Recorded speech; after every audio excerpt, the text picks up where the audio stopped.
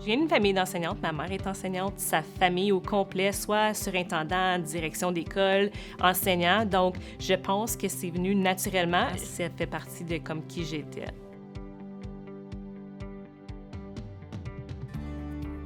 C'est vraiment être en salle de classe avec les élèves, c'est ce qui me passionne. Cette curiosité-là ou comme les petites étincelles quand tu expliques quelque chose puis ils comprennent. J'ai la chance aussi d'enseigner musique et danse, donc 2 domaines aussi qui sont très passionnants de base pour moi. Donc, justement, leur faire découvrir des choses, je pense que j'arrêterai pas de trouver du nouveau ou comme du plaisir d'enseigner.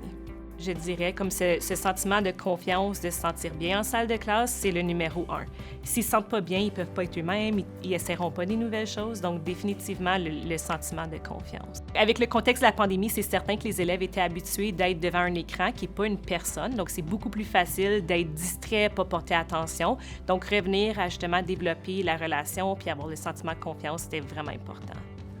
J'aime beaucoup offrir la chance à nos élèves un peu plus vieux de travailler avec les plus jeunes. J'ai cette idée que moi, j'ai déjà fait mon secondaire, donc c'est vraiment de guider les élèves et je prends des élèves qui ont déjà vécu l'expérience et je leur donne la place pour enseigner aux plus jeunes, pour mentorer les plus jeunes.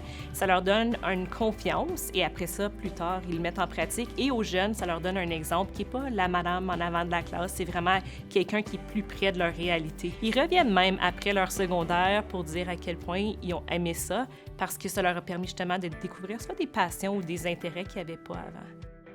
Si j'avais un conseil à donner aux futurs enseignants, ce serait de se faire confiance et de s'assurer de ne pas avoir peur de faire de l'erreur et de ne pas chercher la perfection tout de suite, de se donner le temps et la place pour s'améliorer, pour transformer des projets, même si ça prend 1 ou 2 années. Pour moi, gagner le prix du premier ministre, c'est un compliment pour quelque chose que j'adore faire. Donc, c'est comme un remerciement, même si ce n'est pas nécessaire. On ne cherche pas toujours à se faire remercier en tant qu'enseignement, mais c'est définitivement une touche spéciale des gens qui ont pris la peine de prendre du temps pour poser la candidature. C'est une belle forme de remerciement pour ce qu'on fait.